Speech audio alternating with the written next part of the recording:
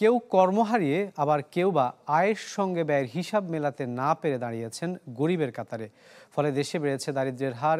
এমন পরিস্থিতির জন্য রাজনৈতিক অস্থিরতার পাশাপাশি করোনা পরবর্তী অর্থনৈতিক মন্দা আর উচ্চ মূল্যস্ফীতিকে দায়ী করা হচ্ছে। বিশেষজ্ঞরা বলছেন যে স্বল্প সময়ে সামাজিক সহায়তার পাশাপাশি আরও কার্যকর করা গেলে মিলবে খানিকটা স্বস্তি। রাকিব হোসেনের রিপোর্টে বিস্তারিত। বিনামূল্যে নয়, কিছুটা কম দামে কেবল ভোজ্য তেল, ডাল আর চিনি কিনতে এমন ভিড় ঢাকায় বসবাসকারী হাজারো মানুষের। নাখালপাড়ার মুফাজ্জল হোসেন তাদেরই একজন। ভাসমান ব্যবসার ছোট্ট পুঁজি হারিয়ে গেল কয়েক মাস ধরে বেকার তিনি। সংসার চলছে সন্তানের সীমিত আয়ে।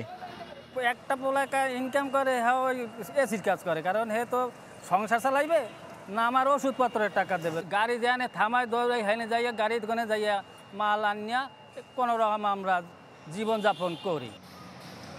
মাস চারেক আগে চাকরি হারিয়ে ভীষণ দুশ্চিন্তায় স্বজন দাস। দুই সন্তানের লেখাপড়া ঠিক রাখতে সঞ্চয় ভেঙে ধরে রেখেছেন নগর জীবন। কিন্তু এভাবে আর কতদিন?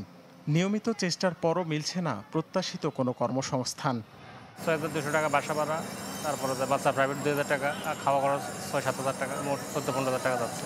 ঢাকার ৪ জন, গ্রামে 2 জন, প্রায় 6 জন ফ্যামিলি। আমার খুব কষ্ট হতেছে।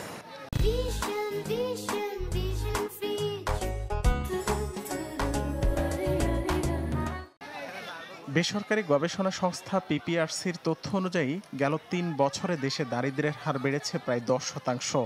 ফলে নতুন হিসাবে দেশের প্রতি 4 জন মানুষের একজনই এখন গরিবের কাতারে, যাদের আয়ের অর্ধেকের বেশি ব্যয় হচ্ছে খাবার জোগাড়ে। তবু নিশ্চিত হচ্ছে না প্রয়োজনীয় পুষ্টি। এখানে যে প্যাকেজটা আমাকে 450 টাকায় দিচ্ছে, এটা বাইরে কিনতে গেলে আমার 700-800 টাকা খরচ হইতে, এখানে 300 টাকা।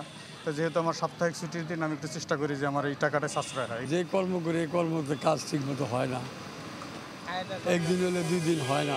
কিছু পুঁজিবারটা আসলে এটারে শেষ করে লাইছি, আর ব্যবসা তো ছাইরা দিয়ে কী করুন বলেন। এই অনেক যেইভাবে টিকা রয়েছে, কারণ আশায় আজকে হয় না, আগামী তো হবে ইনশাল্লাহ, এইরকমভাবে আল্লাহর প্রতি ভরসা করে রয়েছি। বিশেষজ্ঞদের মতে করোনা পরবর্তী অর্থনৈতিক পরিস্থিতি বিবেচনায় দারিদ্র্য বৃদ্ধির শঙ্কা ছিল আগে থেকেই, যা কঠিন হবে কমিয়ে আনা। তাই সামাজিক সুরক্ষা প্রকল্পগুলো কার্যকর করা গেলে মিলতে পারে কিছুটা স্বস্তি। অর্থাৎ সামাজিক সহায়তা কর্মসূচি যেগুলো আছে বিভিন্ন এগুলোকে এর পরিধিটাকে বিস্তৃত করা উচিত, যাতে সকল দরিদ্র জনগোষ্ঠীকে তার আওতায় নিয়ে আসা সম্ভব হয়।